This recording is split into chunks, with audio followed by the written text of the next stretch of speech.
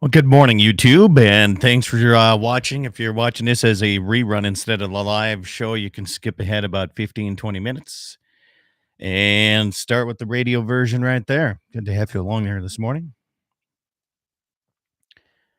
Get a few things set up, ready to go here.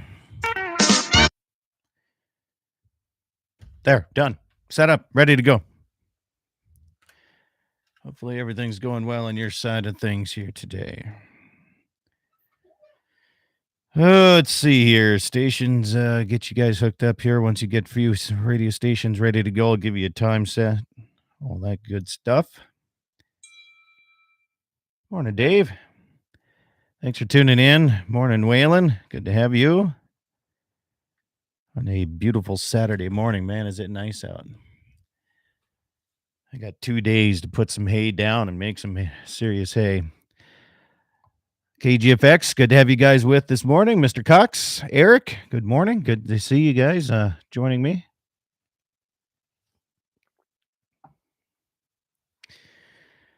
So as you guys know, I got my knee blown out here about 3 weeks ago at a branding. I had a calf take my knee out. Blew my MCL and ruptured my ACL is what the MRI came back is saying. So been in a brace, been doing some rehab stuff, been ranching, been I can't stop doing fencing and everything, so I don't know if that's helping or hurting the recovery side of things. But anyway, yesterday was my wife's birthday. And she wanted to go to Medora and go golfing at Bully Pulpit. So I figured, you know what? Let's give her a try. Okay. I got to tell you guys, I'm going to start golfing with a brace on my right leg, I think, from here on out. This hands down, probably the best damn game I've ever golfed. And this is the first time I swung a club in 10 months. So, and I don't golf very much. I'll tell you that right now. But I think that's the key. Wonder if it's illegal in tournaments to do that. Oh, 4 inches. Ooh. Yeah, I got some rough country I got to get over. I got to wait for one of the neighbors to move their damn cows so I can get after some of that stuff.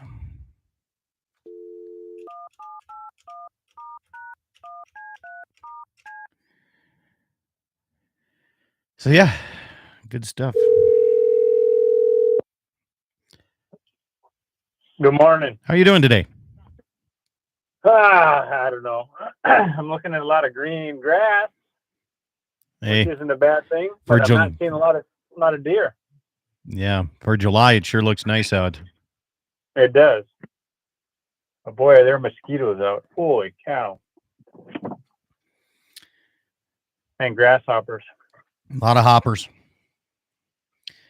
So not so much mosquitoes at our place, but we have these I don't know if they're deer flies. They're not really deer flies or sweat flies or whatever the heck they are, but man, I've been having a lot of those out fencing.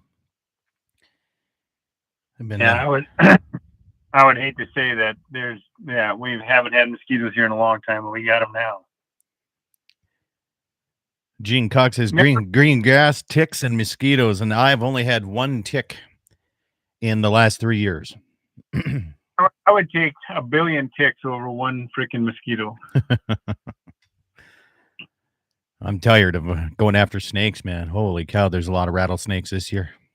Really? I don't know what the heck happened, but every fence line, anywhere I got to walk and hike in and hike up and down those cut banks and everything, I've been finding snakes. Are you wearing snake boots at all? Just cowboy boots. Yeah.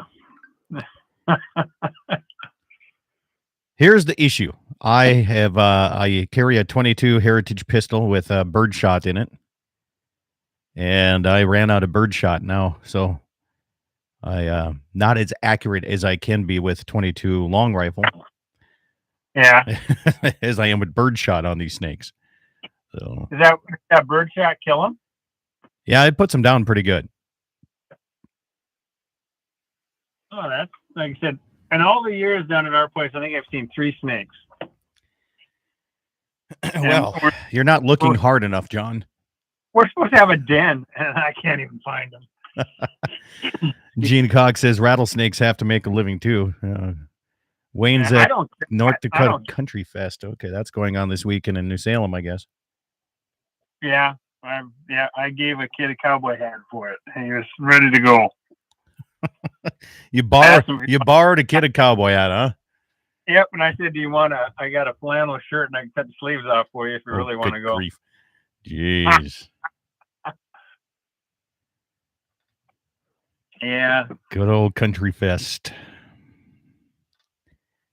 Stations 70000 coming up in just a short time here. 7 o'clock straight up, 8 o'clock Central Time on Mark. Yeah. You know, I enjoy live music, but I don't overly enjoy concerts. I don't know. Like if I go to a honky tonk or down to Deadwood or something, I can sit and listen to the bands play all day at those places, but not really a big outdoor concert type of goer, I think. So no, to me, a concert means drinking too much, and I'm past that stage as a kid. And again, I like music, but I don't like to have to yell to talk to people. Yeah. And it's hard to carry on a conversation, and even some of these bars. I remember when we went to Nashville, it was terrible. I mean, you couldn't talk. Nashville gets loud, yeah, down in Broadway. Yeah. No, that's a fact. I don't know. Waylon says he agrees with us. So, I mean, there's a time and a place. I had fun at them, but past that time, my friend. Okay. Live concerts that Scott Bachmeyer's been to. I've been to one live concert in my life. Guess who it was? Yeah, I'm not kidding you. I love music. Don't get me wrong. Well, I take that back. Okay. I've been to 2 concerts. How old were you? Give me an age. I was, let's see, Shannon Schreiner and I, we went, I think I was like 22 was my first concert. Then it had to be like Cheap Trick, Loverboy. No. In the 80s. No. It was AC/DC. There you go. I was going to say, that had to be freaking, I was outside. Don't get me wrong. It was a great concert. Yeah. Great concert. This is before they didn't have as much like pyrotechnics and all that. I mean, they actually had to give a show by being them, right? And I went to get this. It was Sawyer Brown, but the two bands that opened for him was Aaron Tippin and Toby Keith opened for Sawyer Brown. Wow. Those are the two. I mean, barring any state, or county fairs that I've helped out, I mean, I was stagehand at Chris Ledoux's concert in Bowman and all that kind of stuff. But I mean, actually paying money to go in to do that. Yeah. He put on a good concert, Chris Ledoux. I remember miss that guy. Yeah. Yeah. I remember seeing him at, actually, I think he was at, where did I see him? I can't remember. And then his kid, or maybe it was his kid too, that was at the 4th of July rodeo here in Mandan. But I think Chris Ledoux played there at one time too. Yeah. Oh, I believe he did. Yeah. Good stuff, man. Yeah, great. And he was a good guy. When we set up doing the stage work for Chris Ledoux, he actually came out and he was like, just walked around the fair, went over to the Demolition Derby, had a beer with some of the guys over there, came back over and talked to a few of us how we wanted things set up, and he was just a regular guy. That's what I liked about him, Yeah, and he was like, wasn't he a professional saddle bronc or bareback? He won, was it 1976? 76, I believe he won the world. Somewhere in there. Yeah. His kid looks a lot like him. It sounds like him, acts like him. Yeah. Yeah, I met Ned up at the Buffalo Gap Guest Ranch. He came up and did a concert up there, and we sat in BS for about 20, 25 minutes just talking about things. I remember Ned when he was just a kid. When Chris came down to the Bowman County Fair, or up to the Bowman County Fair, however you want to look at it, His kid was, I think, like 8 or 9 years old at that time. It was, and trying to play drums back then too. Yep. Only the good die young, my friend. Well, I hope I go pretty quick then. Then I know I'm a good one. If not, I don't want to live that long. Oh, shoot. Wayne, How am I sound? yeah. I'm sounding okay. I'm sitting in the Ranger because of the mosquitoes and I don't want to run out the window, so it might be a little echoey. Yeah, it's going. All good, man. All good. I'll put it up to my mouth or my phone or my ear when I start talking when we're on live. Yeah. Wayne says, I ran into Charlie Thomas and Todd Mitchell. Good deal. Good deal. Yeah. Eric says, I've been to Sawyer Brown, Aaron Tippin, Kenny Rogers, Don Williams, Martina McBride, and a whole bunch more. The one I've covered the gamut. I started back in the 80s to the rock, like Cheap Trick, April Wine, Eddie. April Wine was like Canadian band. And they were, I know. You're saying things that I'm like, you got to remember, I had older brothers and sister here, man. No. And I have to say it, and no offense to anybody, but the music back then was 1,000 times better than it is today. I mean, I like today's music, but I'll tell you what, go to any sports fest or any rodeo, and what do they play? They don't play any of that new stuff. They play all the old stuff that we warmed up to, the AC/DCs, the Bachman Turner Overdrive, all those guys. I mean, that was the way to rock. Yeah. All right, John, 20 seconds of showtime. We're going to go quiet here, so stand by. Stations, 15 seconds of showtime.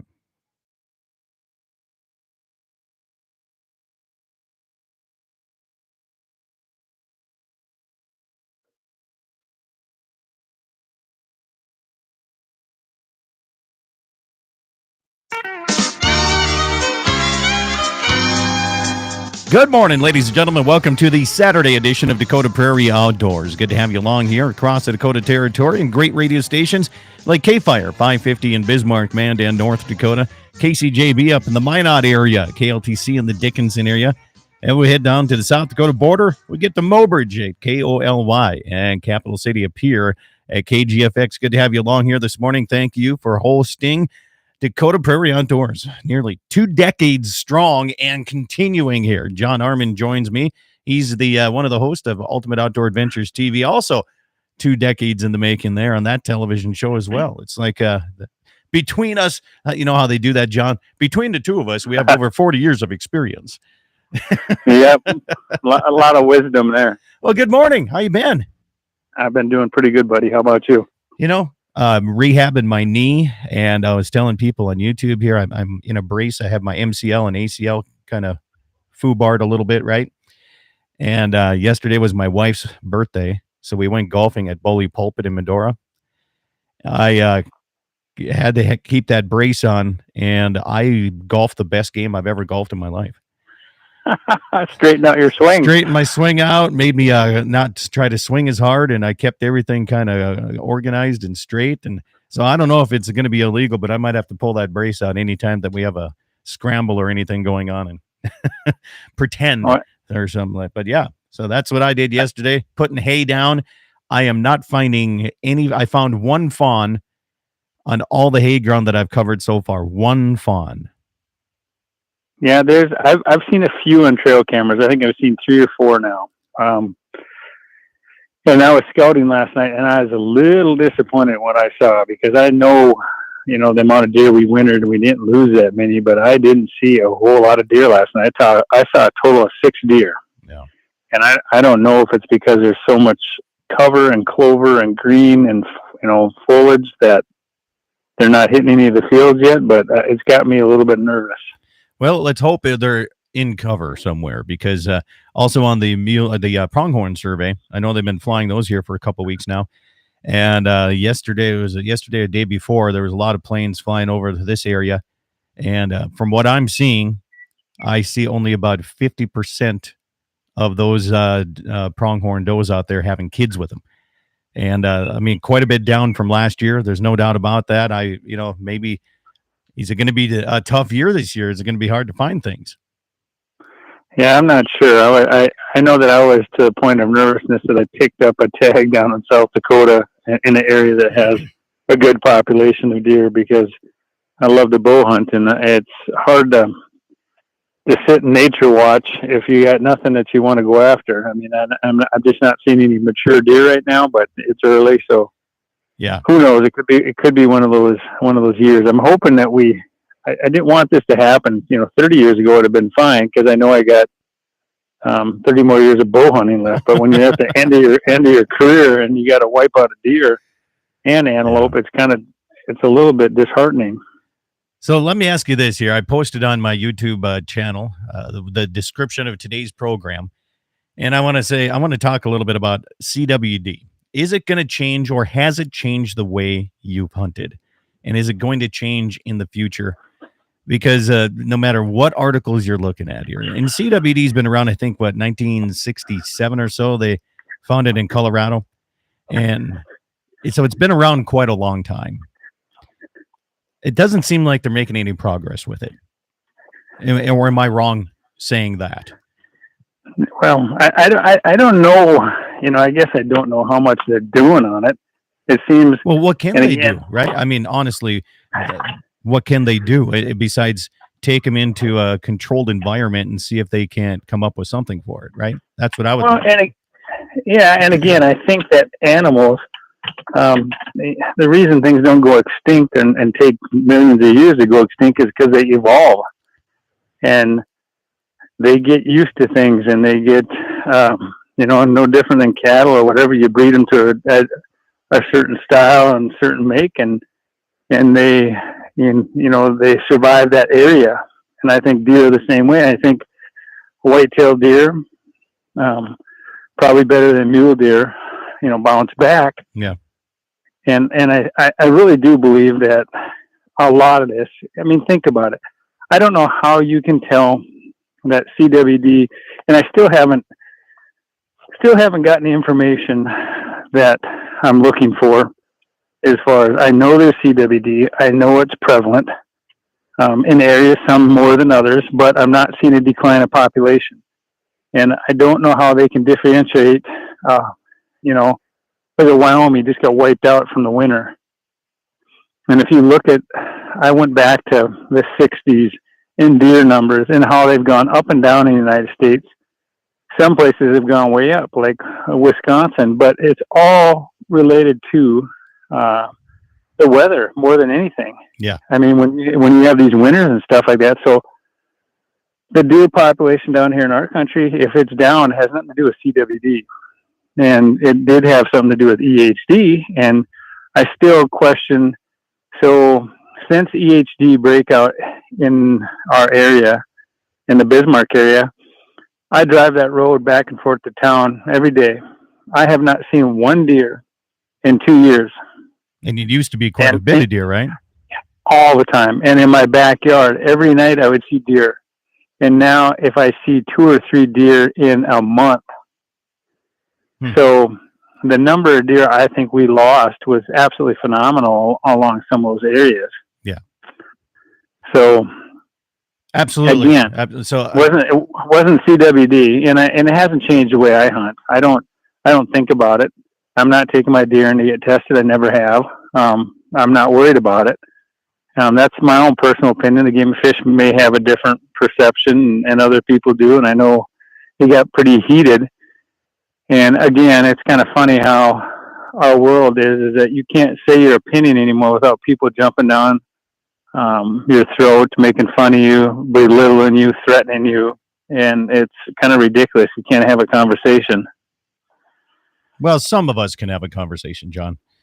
And that's what we're looking at doing on my program here. We have conversations. Gene Cox says, I'll not change my hunting habits here. CWDs, it's just like mad cow. It hasn't changed my beef eating habits either.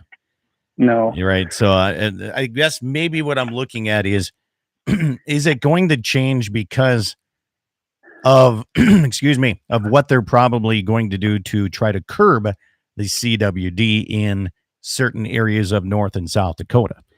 Is what I'm saying. Is that going to is it going to change some way, shape, or form? We can always go back to the baiting issue, and in your unit, I know where your ranch is. You can't bait, but you can put food plots up. When are they going to start saying, "Oh, you can't do that either"? That's going to be coming up too, I think. Well, and again, I think the people have to, and I think the Game and Fish got a little bit of taste of what people have to say about things.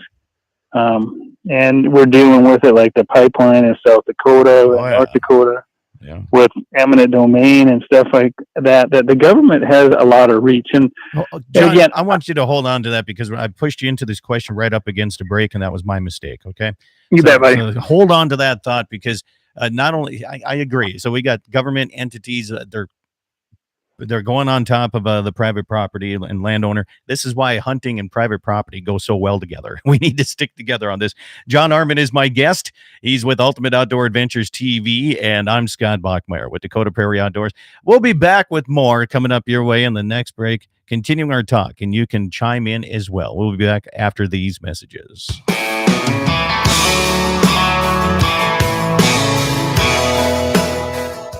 Pfeiffer's Auction and Realty invite you to their next equipment auction. Go to Pfeiffer's.com and check out the Larson Estate Equipment Auction out of Brookings, South Dakota, July 18th. On Wednesday, July 26th, is the Upper Midwest timed online-only equipment auction. And on Thursday, August 3rd, the Erickson Farm Retirement Auction out of Hettinger, North Dakota. For more information on these equipment auctions and more, go to Pfeiffer's.com. MoPro Guide Service, the best on Lake Oahe. Brent and his staff will give you the most enjoyable fishing experience, always having the latest in electronics, gear, and the most comfortable Lund boat on the water. Fish with somebody who lives in Mobridge, South Dakota, the heart of Lake Oahe. If you need a place to stay, the Morest Motel has newly updated rooms with free internet, a family-owned and operated business. Go to OaheWalleyes.com. That's OAHE Walleyes.com for the best fishing experience Lake Oahe has to offer. As you know, the cattle prices are fluctuating. It can be difficult for livestock producers to protect their investment against unexpected future. Let Dakota Community Insurance protect you against the unexpected future declines in the cattle market with a Livestock Risk Protection LRP policy. Contact Dakota Community Insurance today to discuss how LRP can help you manage your risk. Dakota Community Insurance is an equal opportunity provider. Rockin' 7W has all the panels you need. Freestanding panels, windbreak panels, feeder panels, and the original protester panel. If you don't know what that is, it's a sort panel that makes sorting calves from a cow a breeze. You can do it in a fraction of time with just one person on foot or horseback. You can custom order sizes to fit your current operation, or you can start from scratch. Rockin' 7W also does trailer repair on any size trailers, mobile welding, and custom cattle hauling. Call Justin at Rockin' 7W at 701-206-1030. That's 701-206-1030. Rockin' 7W, the farmer and rancher's go-to guy. Western Frontier Insurance. Agents that understand you, your needs, and the community. Whether you're looking for coverage on your farm, ranch, home, or auto, you can trust that Western Frontier Insurance will find you a combination of price and coverage that works for you. No fancy jingles, no talking boxes or animals, just good neighbors helping to keep you covered. Western Frontier Insurance. Offices in Hazen, Washburn, and Wilton. Pfeiffer's Auction and Realty invite you to their next equipment auction. Go to Pfeiffer's.com and check out the Larson Estate Equipment Auction out of Brookings, South Dakota, July 18th. On Wednesday, July 26th, is the Upper Midwest timed online-only equipment auction. And on Thursday, August 3rd, the Erickson Farm Retirement Auction out of Hettinger, North Dakota. For more information on these equipment auctions and more, go to Pfeiffer's.com. MoPro Guide Service, the best on Lake Oahe. Brent and his staff will give you the most enjoyable fishing experience, always having the latest in electronics, gear, and the most comfortable Lund boat on the water. Fish with somebody who lives in Mobridge, South Dakota, the heart of Lake Oahe. If you need a place to stay, the Morest Motel has newly updated rooms with free internet, a family-owned and operated business. Go to OaheWalleyes.com. That's OAHE Walleyes.com for the best fishing experience Lake Oahe has to offer. As you know, the cattle prices are fluctuating. It can be difficult for livestock producers to protect their investment against unexpected future. Let Dakota Community Insurance protect you against the unexpected future declines in the cattle market with a Livestock Risk Protection LRP policy. Contact Dakota Community Insurance today to discuss how LRP can help you manage your risk. Dakota Community Insurance is an equal opportunity provider. Rockin' 7W has all the panels you need. Freestanding panels, windbreak panels, feeder panels, and the original protester panel. If you don't know what that is, it's a sort panel that makes sorting calves from a cow a breeze. You can do it in a fraction of time with just one person on foot or horseback. You can custom order sizes to fit your current operation, or you can start from scratch. Rockin' 7W also does trailer repair on any size trailers, mobile welding, and custom cattle hauling. Call Justin at Rockin' 7W at 701-206-1030. That's 701-206-1030. Rockin' 7W, the farmer and rancher's go-to guy. On that road, but don't you worry, one day I'll settle down. And when that time comes, I hope you're still around. I hope you're still around. I hope you're still around. Welcome back, everybody. Dakota Prairie Outdoors continues here on a beautiful Saturday morning. Hopefully it's beautiful in your area as well. Here in the Badlands, and it's today, July 8th, it's still green out here. You don't see that very often. John Arman with Ultimate Outdoor Adventures TV is my guest here today talking CWD. And before we went into that break, John, I had to cut you off, but we're talking difference of this. You can continue on your point talking about CWD and what you were going after there. I'm not even sure what I was going after. I think I brought up, I think that sometimes the overreach. You're talking about eminent domain, between the pipelines, right. and is this going to happen in CWD too? Yeah, I just don't know, because like eminent domain, I understand it's supposed to be for the better of the county and the better of the community. So, and not to privatize somebody and somebody to make money. With that pipeline, it's like if it was a make or break for a community and it benefited everybody, like water line, that's a reason for eminent domain, but not for something where you're going to make a bunch of money. And some of the stuff that these agencies are doing, I think that we've gotten so corrupt over the years, they don't even know that they're corrupt sometimes.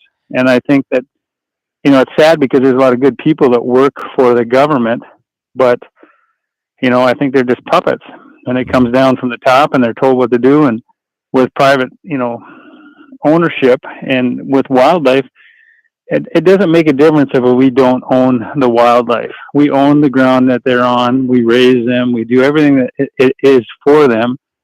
And I've said it before that the people of North Dakota, a matter of fact, the people in the United States, over 90% of all white-tailed deer are shot on private property. So there is an immense amount of private property owners that are good to everybody.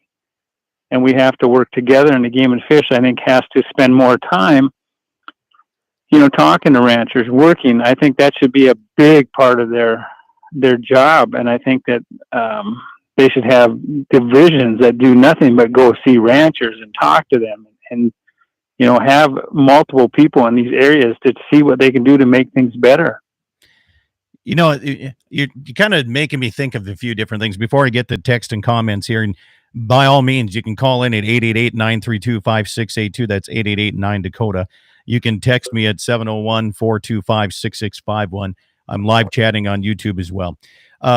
So you just made me think of something. You know how easy it is right now? We all have these smartphones, or most, I'd say for a good majority, even around my area where there's Slope County was known as kind of an older generation area, right? Even the older generations have smartphones. Wouldn't it be kind of nice between the farmers and ranchers and the surveys that the Game and Fish departments do? If you had an app that I'm sitting in the swather and I'm covering this area, and this is how many deer I've seen, this is how many fawns I've seen, this is how many pronghorn I've seen, this is how many kids I've seen, this is how many elk, this is how many coyotes, this whatever.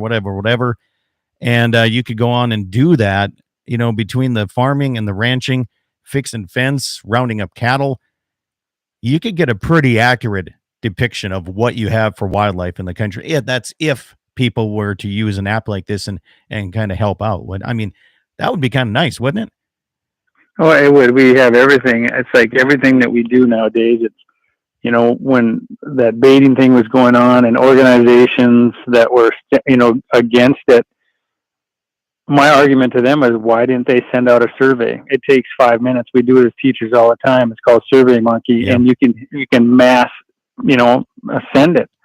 And so it would be easy, I think, to communicate. I just think that communication is a key to everything. You look at your marriage, you look at a business, lack of communication, what kills us. And some of the stuff, like I said, with the game and fish, what I don't understand is, I'll give an example. A couple of years ago, I brought up, because it happened in Montana, our tagging system. And then you have the photo police and things like that. So Yeah. I think South Dakota, the tagging requirement is like before you move it from the property or something like that. Montana's before you move it from the kill site. So then these wardens aren't spending 90% of their time following up on a picture in a field without a tag, Right. because Yeah. you think of all the time and money that goes into that. Why not just change a simple rule like that and say before moving it from the kill site? But we have tag immediately, and things like that have been brought up to these meetings, but nothing is ever done. And that's what's kind of frustrating, is that I think that sometimes it's just a lot of lip service when you deal with government. They just want to appease you, and nothing's done. So I just think there's got to be more communication between everybody. It's funny how you say communicate. So I have a degree in communications, which really doesn't do much for me, right? And when I got that degree, there was a few different ways of getting in touch with people. You could call them on a telephone, right? On an actual landline, because I hate to say it, but that was before cell phones. You could write a letter, snail mail it, right? You could do it that way. That was kind of two of the major ways of communicating with people. Today, I'm sitting here at the ranch, broadcasting on 5 of the greatest stations in the Dakota Territory right now. I have my iPad. I have 2 screens. I have my phone. People are communicating with me via text message, the live chatting, messenger, right? I mean, all the social media ways of communicating with people. And yet it seems like there's less communication going on, John. It seems like the keyboard warriors, that's not, they're not really asking questions. They're just pushing things up there. So, I mean, there's a lot more ways to easily communicate with people than there ever has been. And better service with all that. You're right. And I think that if I would make one law on all these things, is that you cannot go on any board, anywhere, any place without putting your name. When you post something, it should be Scott Bachmeyer. It should be John Arman. It shouldn't be big fishermen or big whatever, because people, they hide behind those, and then they belittle people, they hammer people, they say things. It's even calling in on the radio show. I say my name. Absolutely. If you're not proud of what you're saying, then you shouldn't be saying it. Well, absolutely. The Brian's just commented in. He says a lot of people just make comments with no conversation anymore. Oh yeah, I mean, and again, that's not how you solve things. It's like, again, my question is, and I've said it. I've said it to the Game and Fish. I said, can you show me the dead deer? Can you show me? I understand CWD is there. I got no problem with that. I believe that it's on the landscape. I believe it's been here for a long, long time. Show me the areas of depletion. Like I said, when you look at Wisconsin, and their numbers are still growing, and you talk to guys, right? Colorado, where it was first found. Yeah. Yep. And I talked to a guy that was in that unit that lives in Wisconsin. He said they decimated their deer herd, absolutely destroyed it. There was no hunting there for several years. He said, because there was no animals, because they shot everything. And he said, we still have CWD in the unit, and now we have more deer than we've ever had. So it doesn't go together. I'm not saying that it shouldn't be a concern on some aspects of it, but again, it's not all tying together. And I think the sky is falling a little bit on it. Well, that's what I'm talking about. Is it changing your hunting, and will it change? And we'll get into that more in the second half of the program. But Wayne Muth just said a really good comment. He said, CWD has not changed how I hunt, but EHD sure has. Yes. Right. I mean, and nobody talks about EHD. That's like, they say, well, that's natural. And I think, and I just watched Lee Lakowski was talking about everything he's doing, because they've been in a drought in Iowa, and he's afraid that it's coming, and he's putting in, and they have the means, but they're putting in tank after tank of fresh water. They're feeding a high protein and stuff that's got some medicine in it, doing anything. They believe kind of the same thing I am. The healthier you are, the better off you do. You have fresh water, fresh food. So we'll see what happens with their stuff. But are they going to be told eventually down the road somewhere that they're causing it because they're putting fresh water and they're making these deer come into the one area, or putting out mineral because of this? And I'm looking at it going, why can't we have something in the mineral? Like you were talking about cattle. Yep. We have the option of being able to vaccinate our cattle. You can't do that to wildlife.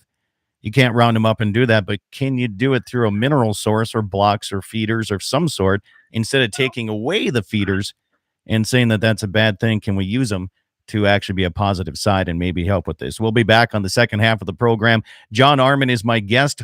You feel free. Call, text, whatever you want to do, 888-932-5682. That's 888-9-DAKOTA. Or you can text me at 701-425-6651. Back after these messages.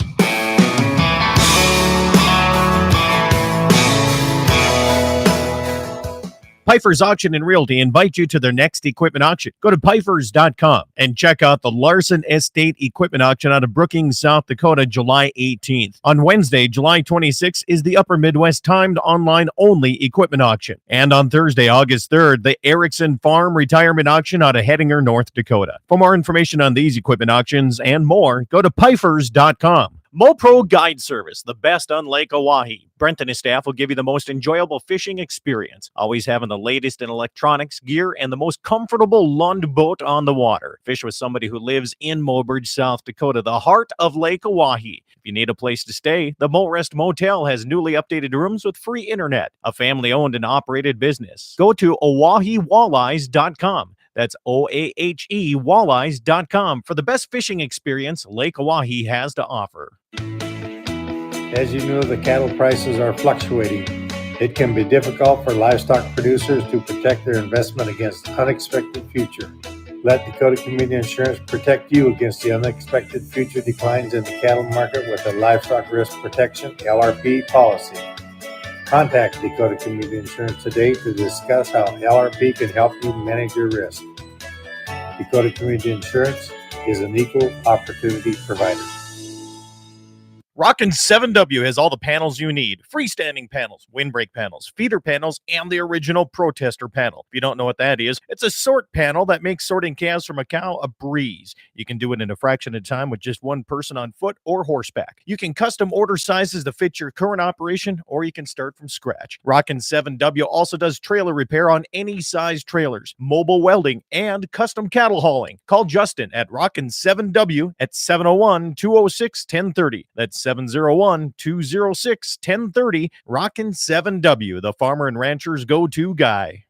Western Frontier Insurance. Agents that understand you, your needs, and the community. Whether you're looking for coverage on your farm, ranch, home, or auto, you can trust that Western Frontier Insurance will find you a combination of price and coverage that works for you. No fancy jingles, no talking boxes or animals, just good neighbors helping to keep you covered. Western Frontier Insurance. Offices in Hazen, Washburn, and Wilton.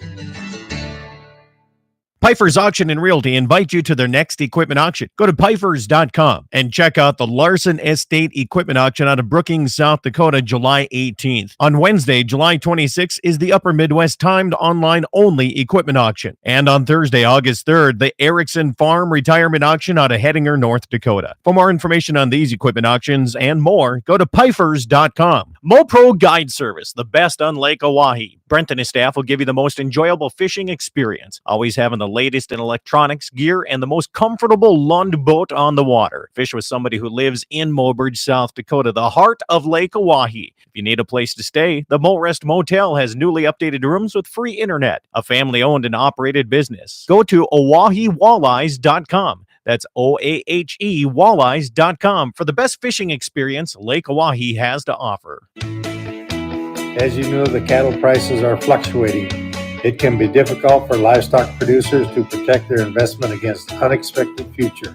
Let Dakota Community Insurance protect you against the unexpected future declines in the cattle market with a Livestock Risk Protection LRP policy. Contact Dakota Community Insurance today to discuss how LRP can help you manage your risk. Dakota Community Insurance is an equal opportunity provider. Rockin' 7W has all the panels you need. Freestanding panels, windbreak panels, feeder panels, and the original protester panel. If you don't know what that is, it's a sort panel that makes sorting calves from a cow a breeze. You can do it in a fraction of time with just one person on foot or horseback. You can custom order sizes to fit your current operation, or you can start from scratch. Rockin' 7W also does trailer repair on any size trailers, mobile welding, and custom cattle hauling. Call Justin at Rockin' 7W at 701-206-1030. That's 701-206-1030. Rockin' 7W, the farmer and rancher's go-to guy. On that road, but don't you worry, one day I'll settle down. And when that time comes, I hope you're still around. I hope you're still around. I hope you're still around. Welcome back, everybody. It's Dakota Prairie Outdoors Saturday edition, continuing all across the Dakota Territory, around the world on my YouTube channel. Music right there from a good friend of mine, Benny Paulson, and he gave me permission to use this on my radio program, and he called me yesterday. Coming up here, the Stark County Bull Team Challenge and Futurity is coming up August 5th. John Arman, do you know what? I've never seen this. He asked me to be one of the announcers for this. And so you can put money down on the bulls. You can buy the bulls. You can buy the riders. And it's just going to be a great time in Dickinson here. That's coming up August 5th. So you should come out for that. That's a pretty cool thing. It's I'll probably, really cool, yeah.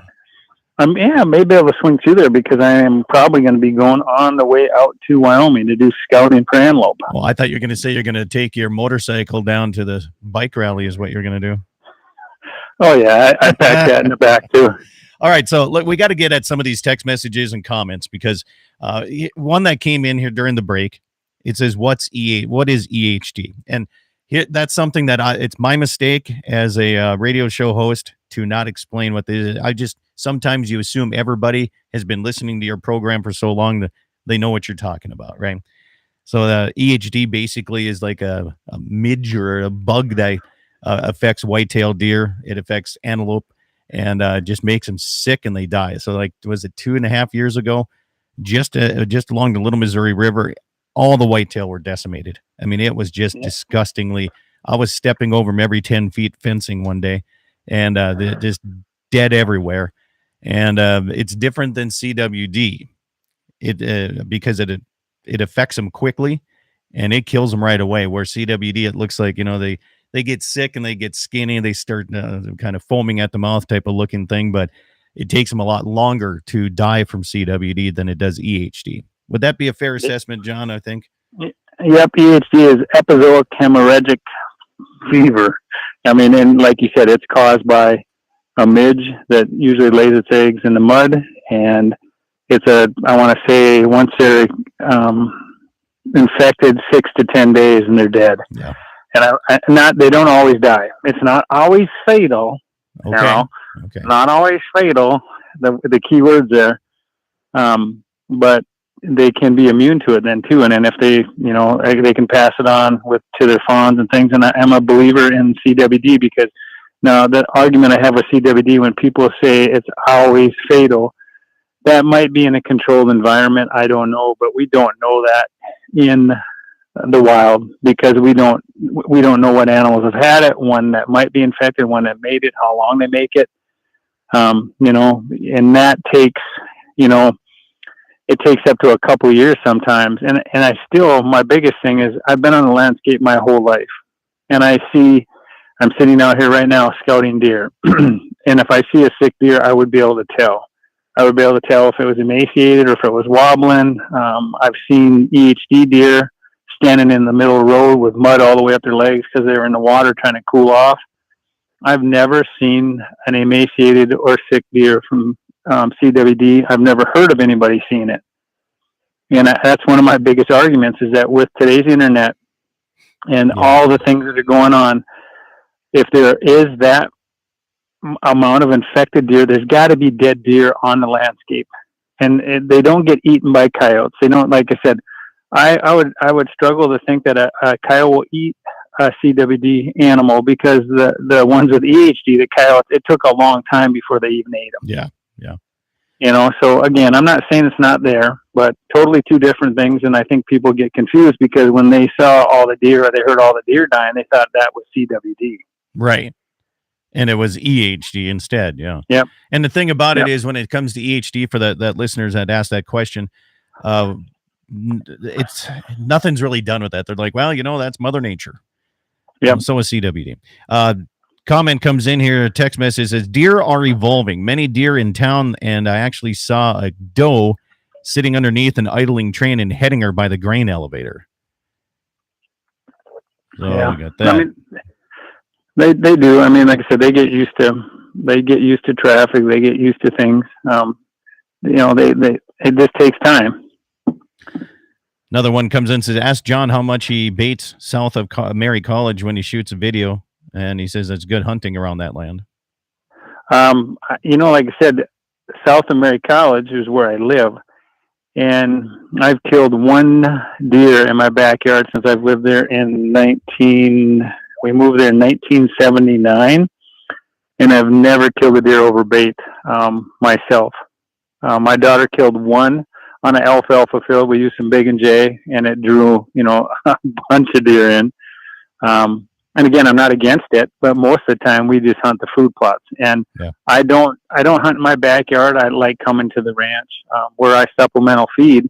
And again, we're not hunting over bait. I have nothing against it. And if it was legal here, I would be doing it. I would put some bait out, because, like I said, to dump a little bit of Big and J in a soybean field is going to almost guarantee you that they're going to come by and take a whiff of it, and you're going to get a 25-yard shot instead of a 40-yard shot. But and to that guy's question is, there's hardly any deer south of Mary College. So if you're thinking about coming down there, there's, like I said, 3 deer in a month is what I see. They were decimated down there. It stunk so bad for a year.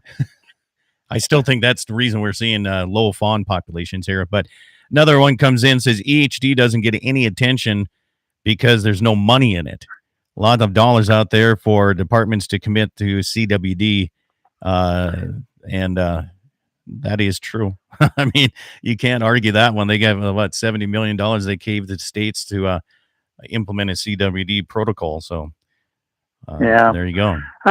I like I said, I don't know. I don't, like I said, there's a lot of people at the Game and Fish I like. I can't say bad things about them. I just sometimes think that everything comes down from the top. Yep. You know what? I know, it all rolls downhill. Yeah. Yeah. And I know that I know wardens specifically that bait and hunt over bait. I know people that work for the Game and Fish that have baited. I mean, I bet you that, it's no different than like the NDBA. It's like if you took a survey, half of the people or more have baited or want to bait. And I think the Game and Fish is the same way, but you got to follow, you can't go against what your bosses are saying. So I'm sure people there, they don't all believe the same thing. Yeah. So I don't know how you solve this. I just think, again, that the communication and communication to me is not having a advisory meeting and just saying, yep, we'll take it into consideration, and then not doing anything. When people bring up things, and I think that landowners need to stick together, because I think landowners do have power, and they've been kind of complacent about some things, but if there's things that they don't agree with as ranchers, they need to start standing up and saying a few things, because they're the ones that hold the gate, or the key to the gate. Yeah. And most ranchers are nothing but good people and want to have people hunt. Well, but it's necessary. Absolutely. They got to start communicating. The Bearded Wonder says, Scott, how dare you question the narrative to eliminate hunters? Yeah, I just saw that. I just got one. So like I said, my warden in my area, she's a great gal. I like her a lot. She does a good job. She comes and talks to our kids at camp. So like I said, I don't have any animosity towards the Game and Fish. Do I agree with them all the time? Absolutely not. But no different than, do I agree with Scott Bachmeyer all the time? Probably not all the time. No. But we don't hate each other for it. No, not at all. But what I I know we're not going to solve the world of CWD versus EHD here, but what I was looking at today is it going to change the way you hunt? If they say no baiting across all of North and South Dakota, no, and then CWD still is found and still increases, then what next? Right? What next? Are they going to say no food plots? Okay. Are they going to, because that brings them together. Are they going to say, where's it going to stop and how is it going to change the hunting here? Like if you could look 10 years ahead and, since 1967, it's increased to this state and this state. Now it's in 20 some states and a couple of Canadian provinces. And it's not going away by any, plain and simple, it's not going anywhere. We know that. What's it going to do in the future of hunting? How is it going to change your hunting tactics? Well, it's not going to change mine because I've always said if they say no food plots, no food plots under 20 acres, then I'm going to be farming bigger fields. Okay. Like I said, it's one of those deals that I've said this and I say it in all truth. It's like if the government said you got to hand in your guns, I'm not handing in my guns. And if the government said no food plots and no hunting, I'd be like, I'm going to still hunt. This is my land. This is how we grew up. This is how my heritage from this time of dawn of man has hunted. I do not rape and pillage the land. I put back 100,000 times more than I take. And I think more people have to look at that. What are you taking from the land? How much are you putting back? What are you leaving it better for the kids in the future? And I feel that I'm doing that, and I'm going to keep doing that.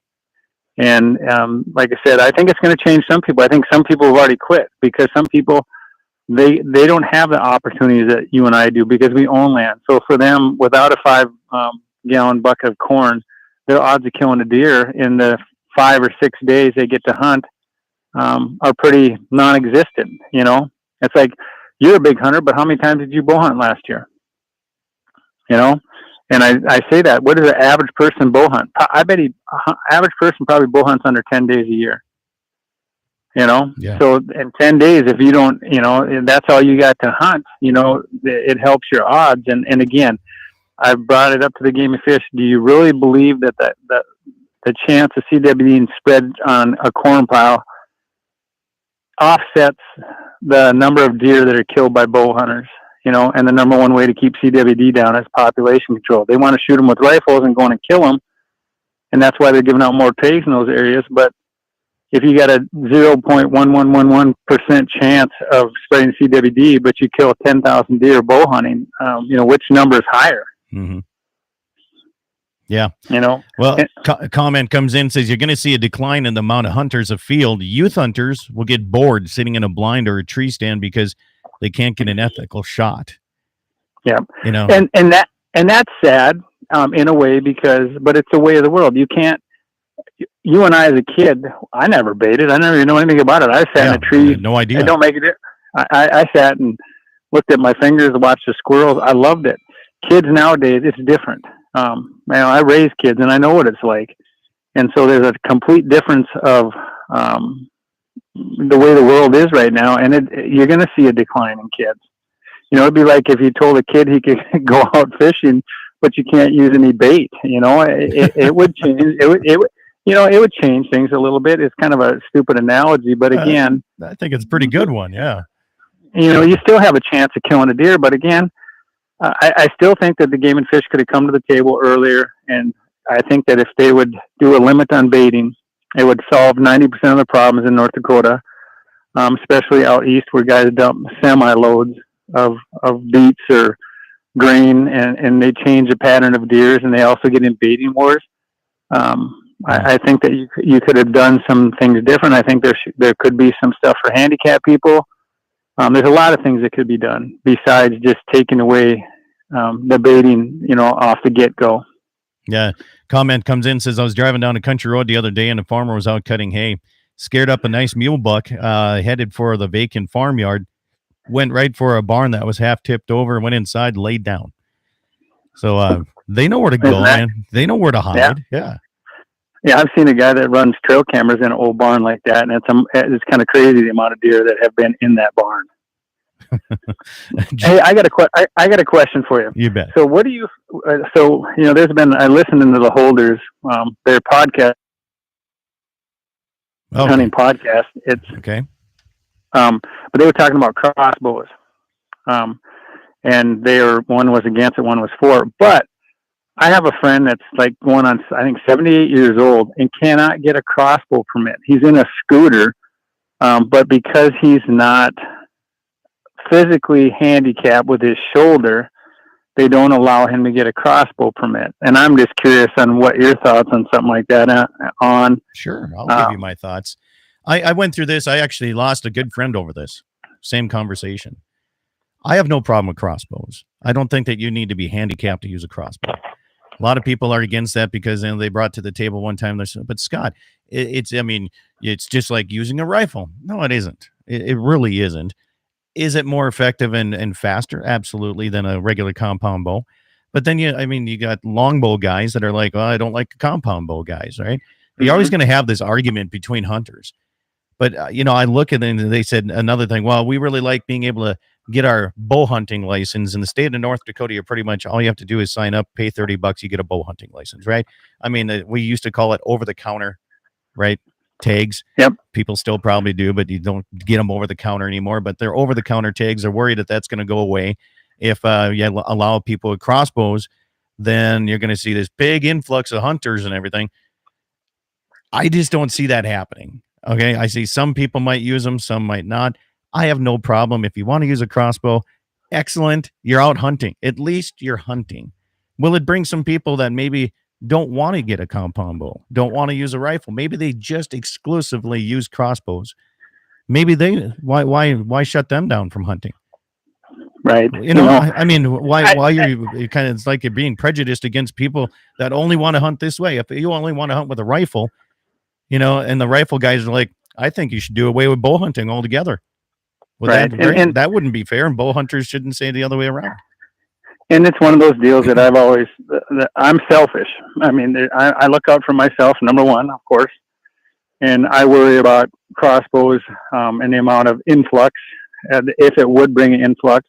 But when dealing with this situation, I would think that there's a way, and maybe it's a century code or a law that needs to be changed, but I see this guy's bow hunting his whole life. And he's a pillar of the community type deal. He's bow hunted. He's known Fred Bear. The guy is an amazing gentleman, and he loves the passion for hunting is second to none. And he's so sad right now because he got the doctor's note and the Game and Fish turned him down. And I just think there's got to be a way. And again, maybe it's because they're reading, that's the way the law says. But if you're 75 years old and you're in a scooter and you want to bow hunt and you're bow hunting your whole life and you want to keep bow hunting, why wouldn't you allow a crossbow? Absolutely. No problem with that one bit. And not only that, there's a lot of other things we could talk about why they don't allow certain things here and they allow it over here and not there. I mean, look at the fight, how it was to get lighted knocks on arrows passed. Good grief. It was like pulling teeth to get that one passed. But I want to make sure I get most of the comments here while we're still on the radio. Jim says, we just celebrated a day this past week that put a stop to overreach once. I like that one. 5-gallon bucket law is pointed out. I've not bow hunted since 1989. So if crossbows are legal, I'm not going to start when they are legal. Man, that doesn't make sense there. Gene, you're messing with me. I'm thinking what he's meaning is that he hasn't been bow hunting and he wouldn't start up just because they had crossbows. Oh, I got you. Yeah, but somebody might.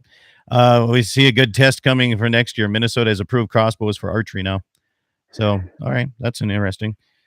The Bearded Wonder says he's going to hunt with his hounds until they find him and shoot him under the last tree. So there you go. Tell that guy I saw the cutest thing in the world, and there was one, I don't know what you call a raccoon as a sow, and she had 10 little kits, and they were playing in a deadfall. It was just as cute as can be, and I know that they're little hellions. And it's like I saw 2 coyotes with 7 pups, and my brother it was on someone else's property, but we now have the permission to shoot them, and I just said, I'd be like that guy on Saving Private Ryan, where I'd be praying as I shoot him because I'd feel bad about shooting a little puppy. And that's the thing, you look at people portray hunters as a mean people, and then you look at some of the things we can't put ourselves to do. I mean, I can shoot coyotes all day long, John, but to take my own dog out back and shoot it, I can't do that. I used to be able to. I don't know what happened, but it has changed. Oh, before we sign off on the radio side here, thanks for asking John the questions. He's a nice person. Talked to him a couple times. Love your shows, John. Well, thank you very much. I appreciate it. But hey, we're going to continue a little bit more on the YouTube side of things. We'll be back if you want to tune over to that side. You sure can. John, thanks for coming on the program, making time on your busy Saturday. Stay with me a little bit longer here. Make sure to check out my show on all of these radio stations, plus many, many more. And my website's under construction at this point. So eat some meat, drink some milk, have yourself a great weekend. All right. Thank you, radio stations. Appreciate it. YouTube, we're going to go after hours a little bit. Now, this can get vulgar because we're not under the FCC license anymore of the radio stations. So there you go. Can be nice sometimes. What else here? I want to make sure I got all the conversations here. But yeah, I don't know. So here's my biggest concern on the CWD. I think it's going to be used as a stepping stool, John, to make sure it's another way to control landowners. And I'm going to say this because, Jeb Williams, when he came down to our annual Grazing Association meeting in June, he said that there's a program out there now that landowners can get a cow elk tag as a depredation tag. If you're having issues, they'll give you a tag, but they're not just going to give you a tag. You have to show that you're allowing other elk hunters and other hunters coming in on your property. You have to prove that you've been allowing the public in. Why does there have to be a caveat on that in order to do this? Why do they have to do it? It's all about control, right? And you look at the same thing with the pipeline people and everything. It seems like they want to control everything, Yeah, I think with that one, it's because of Joe Public. It's kind of funny that, because it's considered a public resource. And again, I don't mind. I know one state like is it Utah does it where if you allow, say, 3 people hunt your land and they sign that they hunted your land, then they give them a tag. Yeah. I don't see anything wrong with that, as far as, it's because so many of us let hunters hunt, and for you, it would be no problem to get that cow elk tag, but it's the fact of the control part of it. It's like, you don't like being told what to do. And that I understand. And I've said this before, once I'm done with the show and being in the public eye, that I could be one of those guys that travels the countryside talking to landowners and banding them together. I'm not trying to take anything away from any public hunter. As long as you show respect and appreciate what the landowners do. When you're the guy that's telling me and calling me names and saying that landowners suck and they don't do this and do that, I'll be damned if I'll ever bow down to them. Yeah. Because I think 90% of the hunters and the people out there are good people and want to help, And I just think that there's a group of them that think that, and again, we live in North Dakota where it's all private. But I mean, but you look over in my area, and Wayne Muth and I have these conversations all the time. He says, how busy does it actually get? I mean, it's a pain in the ass over here, John. I'm telling you right now. I mean, you got people parked on the road. You got people parked, they don't even pull over on the shoulder. And even if they do, these are small county roads. You're hauling a load of hay back to your ranch. It's nearly impossible to get around them safely. And then you have people crossing over your private property. I got people that take a dump right on my gate post where I have a sign that says no hunting. They take dumps there every year and leave everything right by the gate post for me. Well, and again, that's where and again, this is, so those are the people, like I said, and for people listening, I am a guy that hunts public land, but I'm respectful. And if I didn't own one piece of property and I could still hunt private land because I'm a nice enough guy that I'm willing to help people. And I've helped people before and not got access, but it's like, if someone's broke down on the side of the road, I'm going to stop and help you, whether I like you or not. Yeah. And I think with these people got to understand is that if they treat landowners like that, that's what makes. And again, there are bad landowners that are asses. Absolutely, absolutely. But the majority of them, I would say 8 out of 10 are good people, and you got a couple that aren't nice people. Yeah. But you think about it. What if you went to all your landowners around there? So it's like with this. So you got 60 elk feeding in your lick, and you can't get a gratis tag, or can't even put in for a gratis tag. Mm-hmm. Yeah. So why not when you guys have your brandings, get together and say, all right, we need to start banding together. We need to start shutting things down and making a statement. Here's the problem with that. I'll tell you exactly why it doesn't work. All right. I mean, it did in South Dakota. They did it, and those guys got it. There's no doubt they did a nice job. Here's why it will not work in the state of North Dakota, or at least this is Scott Bachmeier's opinion, right? Because you still have these people that have 6 or 7 family members that still want to come out and hunt, and that's a big family thing that they do. You need to shut it down. If you're going to shut it down, I mean, you're going to have to shut it down. We're talking you, your family, everybody. Close it up for 1 year, right? And you have to do it in order to make a statement. You have to make a statement saying, I'm not even doing this. My family's not doing it. We all believe that this is a cause that we need to band together and make sure that we create something here. There's no way. We tried it with that North Dakota lockout thing. There's like everybody put the signs up, but everybody let people hunt. It's like, it still didn't work. Yeah. But I think that even if you did it where that all the people that have asked you to hunt and say, it's like, hey, I appreciate it and I want to let you hunt, but you need to go to the Game and Fish and let them know that you're not able to hunt this year on my place, and we'll continue not being able to hunt until some things change. Yeah. And again, so say you let your family members, because it's hard to shut your family members out. But again, that's what Joe Public doesn't want to see.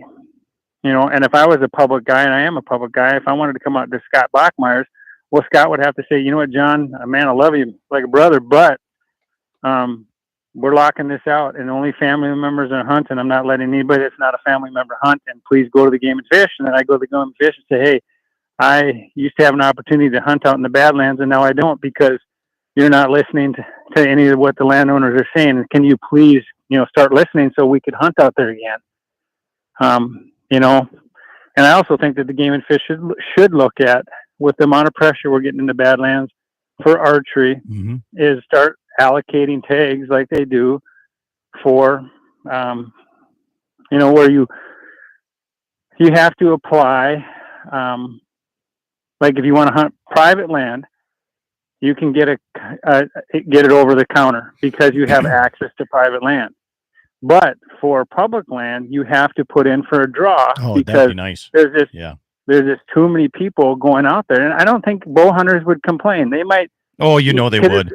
We contest that, Waters, here, and we could say that on the show next Saturday, and holy moly, I guarantee again, but then I want someone to go on and tell me why. It's just one of those deals. I hunt South Dakota, and they do the same thing. So you have to be prepared, and they have a draw for it. And because people will say it's a non-resident, and we don't give out that many non-resident tags for bow hunting. No. Not compared to what's coming from the east and even from Bismarck, and everybody wants to hunt the Badlands, and I understand it, but I still think it's one of those things that's kind of a coveted tag, and it's getting harder and harder to shoot good deer out there because we've had some tough times and droughts and winters and stuff like that. And when you get a tag out in the Badlands, everybody shoots something.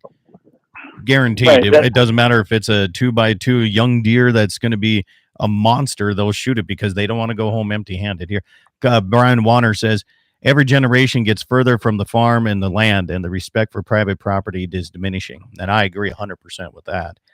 Scott Bolge says, okay, what do you do when outside money comes in and buys the land, like in his area? A lot of people are buying it for pheasant hunting. And now there's a good one, Scott. I appreciate that comment, because here in the Badlands, especially you go around Medora, you look at all these new houses being built out there. That's not locals. Okay. It is not locals at all. And a lot of them are buying whatever they can. If they can find 150 plus acres, they're buying that so they can put in for a gratis tag. You know, so I guarantee you're going to see more and more of that outside money, plus where that outside money is going to a lot of these state agencies as well. Yeah, and it would be interesting to know how, out of all the gratis tags, what the percentage is as far as amount of land. So how many gratis tags are given out to people with 1 quarter? Right. That kind of thing. So that would be tough too, John, because when you have to put in for a gratis tag, you have to write down the land you're going to be hunting on. You have to enter that in there. And some people that have thousands of acres only put in 1 quarter, and they're like, I'm not going to enter in all my property. Yeah, but legally then they can't hunt it. I know, legally you can't, correct. And here's another thing that gets my goat on this public land. I say that with tongue in cheek, right? So I have to pay for my cattle to run on this public property. I have to fence it. I have to maintain waters and fences, and I have to maintain the weeds as well. So I can't hunt it. If I get a gratis tag, I can't hunt land that I'm paying to use, and you can come out and use that and take resources off of it and not have to pay a damn dime. How is that public? How is that working for me? Well, and I don't see why it's no different if you lease land, you're able to hunt it, If you lease private ground. Absolutely, but you have to enter all of that into the land description. Now, I called the Game and Fish Department and I asked, can I hunt on the allotment of public property, right? So-called Forest Service ground. Yeah, it's not public anymore. It's Forest Service ground. But anyway, can I hunt that because it's my allotment and that's in my pastures? That's part of my grazing rotation. And they told me if I list it on the website as part of land that I so-called lease, that I can. So I have to enter all that for all the different places, and I have 2 different allotments I have to use, and it's a pain in the butt. And I think that could be changed, and I think we need to go to the legislature on that, because right now all you have to do is, it doesn't take on a computer, I don't know how many minutes, to punch in Scott Bachmeyer and show every piece of property that he owns. That's not up to date though, John. They don't have the last 3 quarters on there yet. I'm paying property taxes on it, but they don't have it updated on the official site. But again, the property taxes they know. So if the Game and Fish has a concern, all they have to do is go to the county and get your property tax. Where you're paying property taxes, and it's going to show that, because otherwise you wouldn't be paying property taxes on it. Correct? I agree. They have your partial. They have your partial. So why? But you shouldn't have. But they're going to make me do that. They're not going to go and research it. I mean, I got called out one time for something or another. I had to prove a lease. I'm like, the lease is filed at the Grazing Association. Go get it. They're like, no, you have to get it. Show us. I'm like, oh, good grief. I'm like, all right. So, yeah. And like I said, it's sad that there's so much red tape in everything we do. The guy says you can't always hunt rented ground. Some people hold on to the hunting rights. I agree with that. And there's no such thing as public land. It's public access and taxpayer-owned property. Isn't that the truth? Yeah, that's why we don't call it public land out here. We call it Forest Service, because it's like the government owns it now, and they tell us what we can or can't do on it. Yeah, and again, it's kind of funny if you go back in time in history. The government was not supposed to own land. None of it. And neither was the state, and neither was certain wildlife organizations that are owning a lot of property anymore. Yeah. Like I said, I don't know what the right answer is on all that stuff. It's like it gets so complicated because of all the rules and regulations. And again, the reason, and I've said this, the reason we have the hunting we do in North Dakota, the reason they have good hunting in South Dakota, 90% of it is because of the landowner. 10% of it is because of the regulations, and, go to Iowa. They have it figured out. Again, if you want to shoot a big deer, Iowa is a place to go because of the lack of rifle seasons and how they run their seasons. Would I like that here in North Dakota? Part of me would and part of me wouldn't, because I like hunting in September, but they don't start bow hunting until October. Mm-hmm. And then they only have shotgun season, Right. Yep. And you're not going to change that by any means in North Dakota, but you just think about it. Just think if you turned one county into a bow hunting unit only. Oh man. What kind of deer you would have, Yeah. And again, I struggle with how we allocate deer tags, because they're allocating deer tags in a unit on the amount of deer that are on private property. So, it's like when they have leftover tags in say your old unit, and all these people would come and get them. Well, they have nowhere to hunt. So they give all those tags out, and it's the same thing with 3E2. It's like, if you don't have a place to hunt and you get a tag there, it just causes grief. It's like almost like somehow that you have written permission that you're going to be hunting this place, so then you can put in kind of an A and a B tag. Wyoming does it, where you hunt private or you hunt public. And then if you're on public, you can't hunt private. And if you're on private, you can't hunt public. And they allocate the number of tags, 1,000 tags for public, because that's all the public ground they have. I like that idea. I really do, John. I really do. So I'm going to throw something at you that let's look 100 years from now. The way that let's take Slope County, for instance. Okay. Slope County is getting to the point where there's some large farmers and ranchers. And they continue to get bigger and bigger, and they continue to buy more property. Anytime somebody has an estate sale, or it seems like it's the big guys that continue to get bigger. 100 years from now, let's say Slope County private land is owned by 10 people. That's how big their operations are going to be, right? Let's just say, for instance. And they do a survey of deer, and they say, okay, well, there's X amount of deer on this property or in Slope County, and we're going to give this many tags. Well, if 100 years from now, if there's only 10 landowners and they all say no, that's not going to be that's not going to be how the management of the deer needs to be, right? So what are they going to do? They're going to try to do something to overreach your land ownership, your private property rights, and say, well, this isn't for the benefit of the wildlife. You got to let people in. You have to do this. You're going to do that. Are they going to pull something like that? Because I know one guy just in Bowman and Slope County. That guy owns like 40,000 acres. Now you go down to South Dakota, there's that Brown family, that Brown ranch. I bet you they're close to 100,000 acres. That's a lot of property that they have held up right there, right? So is it going to get to a point where, if you don't know these big guys, are you going to be able to get any access anyway? And does deer tag numbers matter? Because you can give out 1,000 tags for Slope County, but if there's only 10 landowners in the whole damn county in 100 years, what's going to happen? Yeah, it's crazy, because when you think about it, how hunting has changed. It's no different than look at the Ted Turner ranches. Only a select group of people get to hunt them, and that's what these farms and ranches are getting to be so big, because the small guy can't make it anymore. Yeah. So then they're bought out, they sell out. I just listened to a thing the other day about construction workers. So there's 50 guys that are construction workers right now. And out of the 50 guys, there's 20 of them that get ready to retire. There's only 7 kids that are coming in to replace that. That's right now. That's only going to get worse. So what does that tell you is going to happen in construction? Yeah. And it's the same thing with farming. It's like things are getting so big, and with the hunting, it's like, and the guy that has that land, when you have 30,000 acres, I guess, if you don't let anybody hunt there, in the deer population, it's going to go up and it's going to go down. It's sad when people have always said that, even outfitters, when an outfitter takes up 100,000 acres and only lets 10 guys hunt, it's sad. There's guys that are good, outfitters. They take their guys, and when they're done, they let, a certain amount of public come in to shoot cow, elk, or do whatever. Right. Little management type of stuff. Yeah, absolutely. Yeah. it's going to be a problem. I mean, it's no different. It's like I think of our place.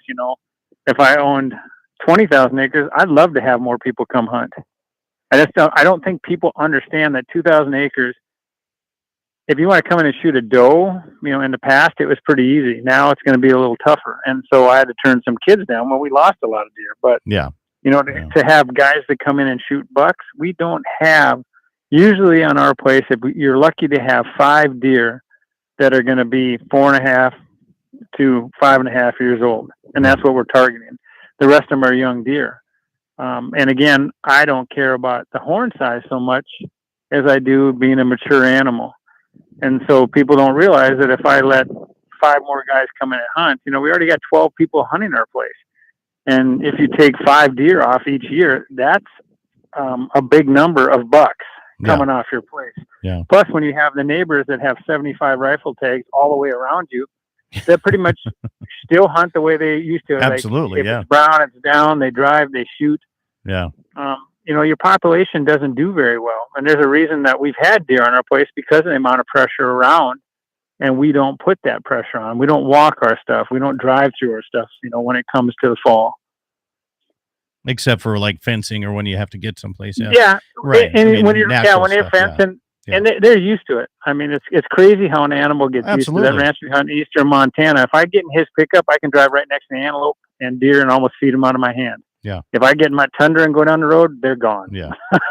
Well, here's some comments here. It says, if we went to shotgun or straight wall case only for deer, that would boost the population, but the public outcry would be tremendous. And then says another comment says, most states that have shotgun only deer units is because of the people population. Terrain, a lot of trees, maybe a population of people in the area. We don't have that in the western side of North or South Dakota.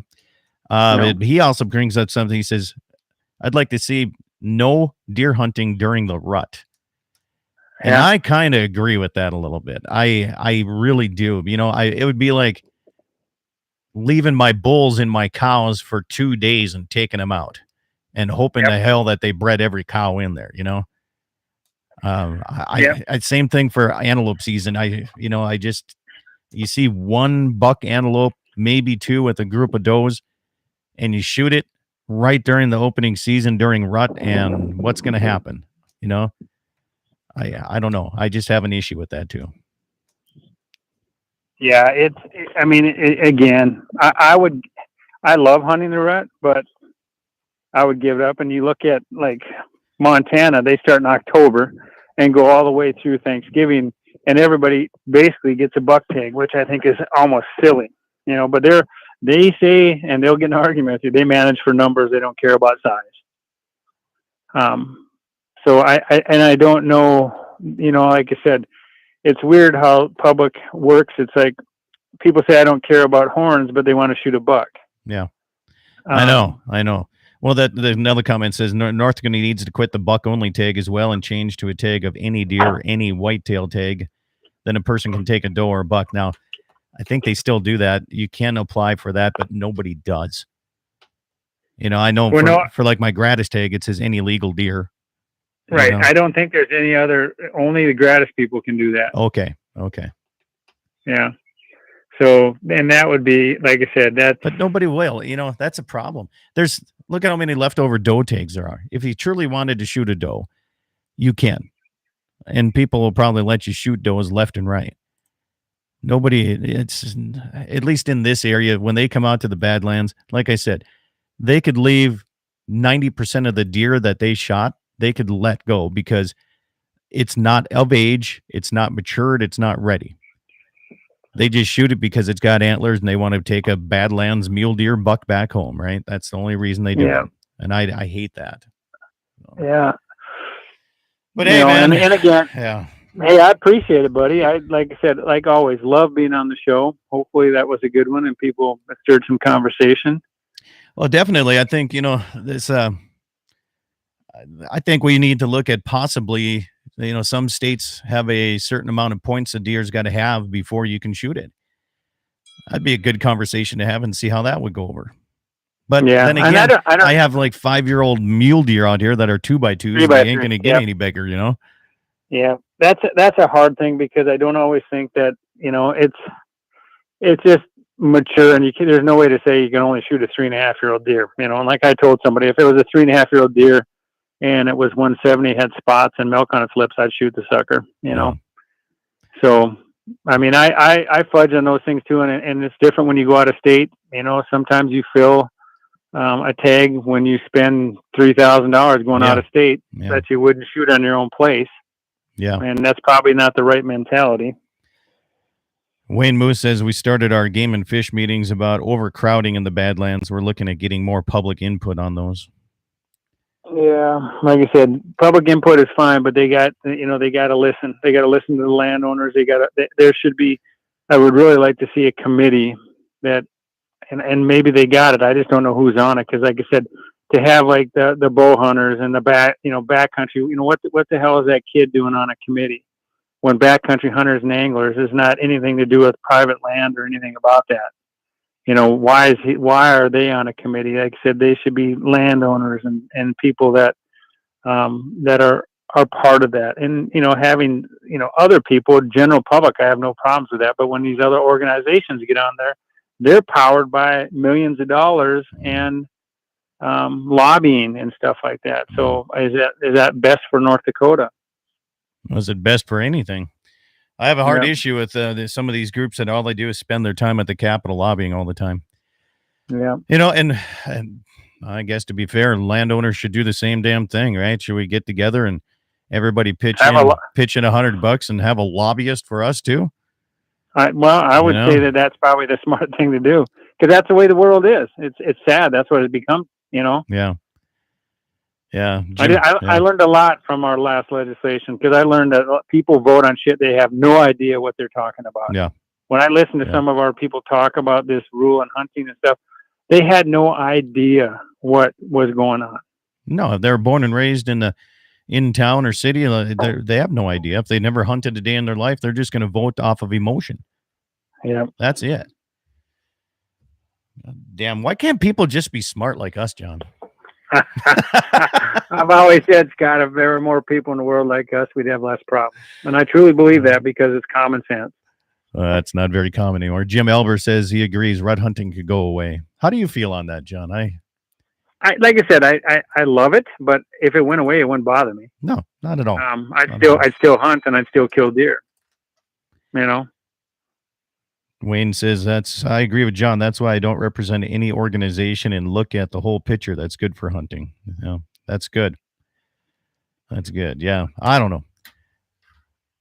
Maybe we need to get the farmer rancher legislative Western Dakota lobbyist put together, but then who's going to take that position? You know, shit, they don't have to know anything about it. They just got to listen to you. To get some powerhouse. It's exactly. It'd be some city kid, you know, that you hire to go in there and they'd probably do a phenomenal job, right? Yep. Just listen to the farmers and ranchers. Yeah. Right. All right, man. I'm going to go put some hay on the ground. All right. Good luck, buddy. All right. Thanks again. Have yourself a good weekend. You too, buddy. You bet. See ya. All right, YouTube. Thank you for hanging with and staying with all the way through here after show. Appreciate that. Tell people to subscribe. I'd appreciate that. And have yourself a good weekend. Enjoy.